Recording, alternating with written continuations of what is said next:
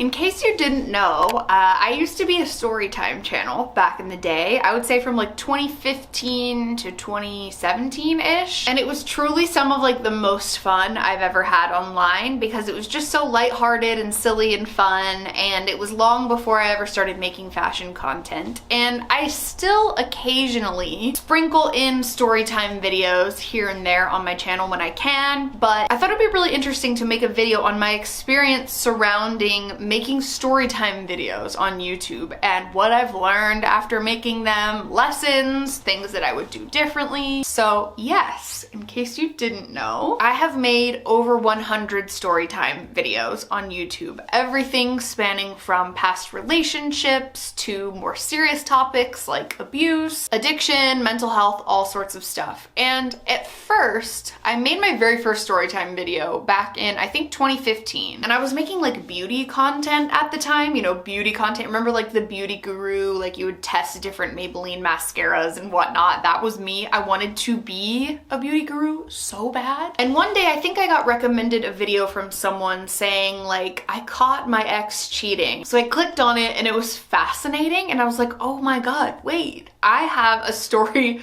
really similar to this. I have a version of my own that I could tell. And so I was really, really nervous. I decided to go for it anyway because honestly, and unfortunately, getting cheated on is kind of a universal experience. Like a lot of us out there have experienced it in one way or another. And so I kind of just wanted to connect in that way. So I decided to go for it. I told the whole story in all of its nitty-gritty detail. And in the very beginning of filming that video, I made the best decision I ever could have made. And I gave my ex like a pseudonym. And that would kind of set the tone for future videos. And that video surprisingly just took off. And I realized that there, again, were just so many people who had been through experiences like that who just kind of also wanted to be entertained. And that was the first time that I ever viewed YouTube as like, I don't need to give like a tutorial for how to do your hair when you go back to school, when at the time, you know, I was like 25 years old. I realized that like, oh, there's this whole other world on YouTube that like maybe I could dip my toe into. I also remember that was sort of the very beginning of Tana Mojo's YouTube career when she was a storytime channel. And I just remember being like, oh, that is like what I would love to do. I would love to just tell stories about my life. And you know, as my life progressed and I entered my adulthood, I definitely realized that I had a unique experience, you know, moving out of the house when I turned 18, like the day I turned 18. Living with a friend in high school, you know, dating a guy that was older than me and getting groomed and manipulated by him, you know, my up and down relationship with my high school ex and all that entailed that, confronting my ex that was cheating on me with the girl he was cheating on me with. You know, I had all of these experiences that were pretty wild and I was like, maybe I'll share. And I'm glad I did that. I really am. Like, I have had some of the most like relatable, connected, bonded conversations with you all over things that I have talked about in story times. And also it's just some people are like, hey, this distracted me from my day for 15 minutes. Thanks for putting it up. And it's like, that's really what matters at the end of the day. But I guess I kind of wanted to touch on the aftermath of some of this stuff because there were a lot of comments, obviously, that came my way when I would make content like that online. And sometimes those things would get to me where people would say like, this story was boring, or there's no way that this many things have happened to one person. Like, you have to be making it up. And here I am, like, what, 6 years later, telling you 100% confidently that I have never lied or made up something in a story time ever. I'm an extremely dramatic person, so like, I'm sure that there were times where I was like, da, da, da, da, da, and like, they were probably just talking, but that's just how I tell stories. Like, I'm just a very animated person anyway. So those comments would get to me sometimes. There would be the people who like couldn't just take something at face value. They would have to try and like find out where I went to high school, find out who I was talking about in my videos. Like, it became a bit invasive after a while, and instead of just being like, okay, I'm gonna listen to this story about a relationship gone wrong, it's like, no, these are characters and I need to find out who they are in real life. You know, that became a little bit uncomfortable for sure. But then there was the other aspect of it, which was kind of like the real life aspect. That got a little uncomfortable and awkward a couple times, and I used to get questions like, have any of your exes that you've made story times about reached out to you? Yes. Yes, they have. I've never really talked about this at length, and there's not so much to say by any means, but I definitely think that it's an interesting aspect to the conversation. There have been varying degrees of responses. I made a video talking about my worst period story, which we'll get into the next topic in a second, which is like, not everything has to be shared on the internet. Not everything. I did share a horror story of a period that I had, and it was about an ex that I dated when I was like 19, who was also like a childhood friend. And I remember I don't know, a year or so after that, he found it, he reached out and he was like, that was so funny, like that's exactly how I remember it, you know, and that was pleasant. But then there were other situations that ended up kind of getting me in trouble. One day when I was out, I met a guy and I told a really funny story about it. That video has since been privated, but I basically met a guy in a bar and an entire explosion happened after that video was filmed, which I thought was just gonna be like a funny little story, like, hee hee, I met my dream guy in a bar and then he ghosted me type of thing. But the thing that was funny about that was when I put that video out, which in a recap form, it was basically like, I met this guy, he was really cute, we got drunk together, he was like, you're my dream girl, blah blah blah, and then we exchanged numbers and never really talked again after that. He was like, I live in San Francisco, I don't really want to, you know, get involved, and I was like, yeah, that's fine, and it was like a blow to my ego, and it was funny. It was like a funny thing. I think I remember like updating it on Snapchat or something. So I made a story time about it, and when that story time came out, the guy that I had previously broken up with several months before, like half a year before, found out about it because he was clearly watching my videos and saw that I had like gone on a date with another guy, and he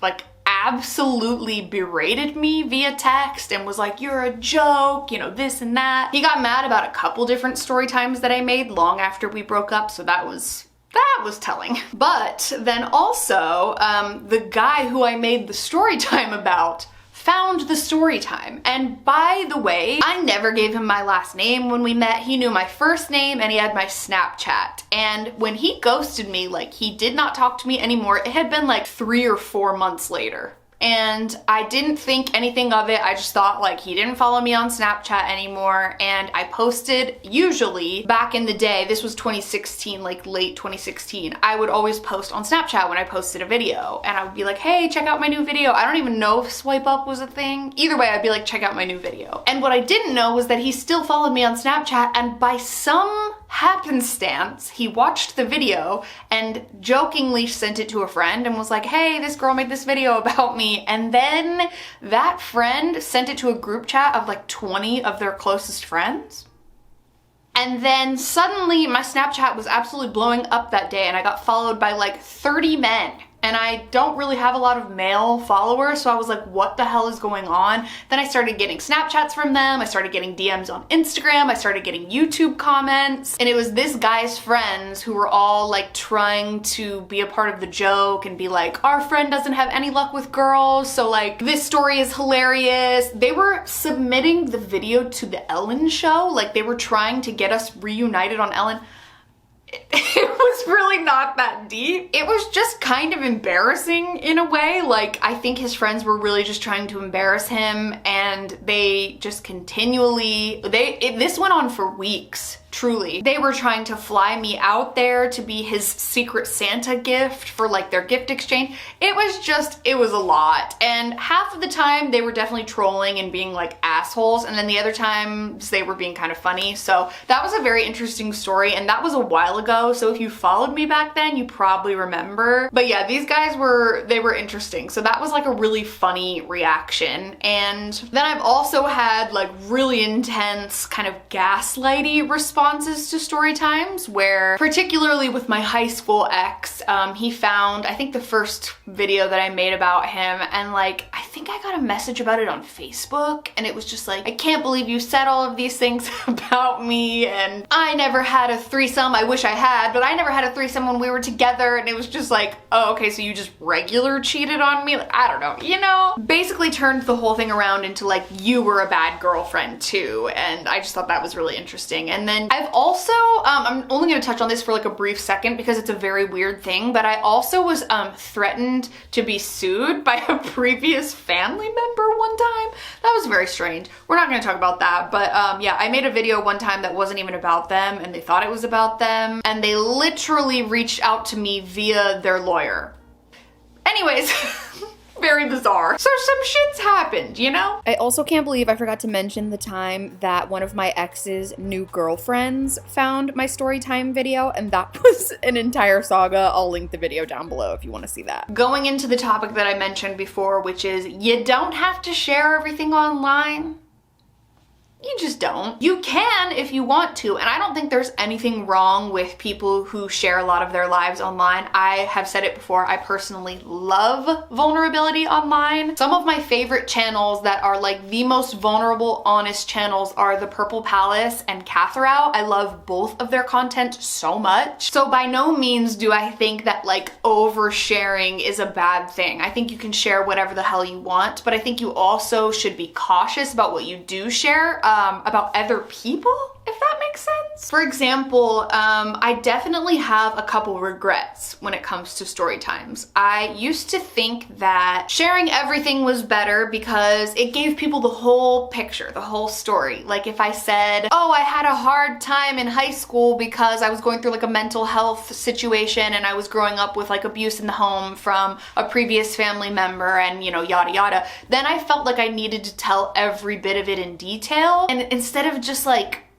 keeping that to myself, or like, you know, for example, I found out I had a brother when I was 25 years old. He is one of the coolest people I've ever met in my entire life, but like I didn't need to tell the full story with like my family drama. You know what I mean? There are certain things that I kind of wish I had kept private, because when someone meets me on the street, it's like now they know personal things about my dad or my brother or my family, you know, and it's like these are kind of things that I wished that I'd kept to myself. Or like the time that I was wrongfully committed to a psychiatric hospital as sort of like an abuse tactic when I was a teenager. It was sort of to try and scare me, but it actually worked, and like, you know, things like that that I had sort of wished that I kept to myself because they were deeply, deeply personal, and they're just probably things that I wouldn't post about today. You know, talking about my ex-boyfriend's mom, tacky, you know, not a good look. That doesn't reflect very well on me. And I think sometimes I took it a little far when I was looking to tell an entertaining story, and ultimately I just kind of made myself look petty and catty, you know? I think over time I definitely fine-tuned it a bit and realized like, oh, okay, these are things that I'm just gonna leave off the internet entirely, and these are things that are lighthearted and funny. But I will say, like I sort of mentioned in the beginning, after sharing a lot of these experiences and stories throughout my life, I connected with you all in a totally different way than I had before. You know, there's nothing wrong with making makeup content on the internet or fashion content like I do now, but there was something about just sharing such deeply personal things that I really loved so much, and we just became like this, you know? It was like we unlocked each other's vulnerabilities and told stories that we all connected to, and it was just really wonderful. And that's why I still love doing storytime videos from time to time and big sis advice videos, because I genuinely love that aspect of it. I love the community, I love the conversations that we have in the comments. It's just truly like the most cherished thing by me. So yeah, in conclusion, do I have any regrets per se? No, I don't think I have any regrets. Are there things that I wish I had probably thought twice about before posting online for thousands of people to see? Yeah. Do I wish that I hadn't made my intro, "What's up, party people," and also my outro, "Love your tits"? Yeah, I wish I could take that back, actually. There are definitely things that I just look back on and cringe. I think I was trying to be like, ooh, like tongue-in-cheek, like shocking. Did she just say "love your tits"? Like I thought that was funny. I thought that was like a funny, like, see you later, love your tits. To me, that, I don't know her. I don't associate with that anymore. But at the time, I thought it was Mwah, perfect. But I have always prided myself since a very young age on being an open book and just being like, what you see is what you get. I'm not some big mysterious person. It's kind of like, I just love sharing. I love talking. I love connecting with people. And this has been such an amazing way to do that. So maybe in the future, I'll like retell some story times. I've kind of considered that. Hopefully you enjoyed this video and just getting a little bit of a peek behind the scenes of like what my life has been like since filming story times online. There's been some good, there's been some bad, mostly just exes like getting their panties in a twist about me telling the truth about what they did to me online. But regardless, even though it was anonymous, they still wanted to like take ownership of that. And it's like, wouldn't you just want to pretend that like that wasn't you? Would you really want to be like, yeah, that was me and I'm mad you said it? You know? Anyway, let me know if you would want to see more videos around this topic or what you want to see me chat about, because you know I love these sit down chit chat videos. Give this video a thumbs up if you enjoyed it. Don't forget to subscribe to my channel. If you haven't already, you can also turn on my post notifications if you want to be notified every time I post a new video. I love you all so much. Thank you for being here and hanging out with me today. It means a lot, and I will see you in the next video. Bye. Love you, tits. Bye. I can't believe I just said that. Goodbye.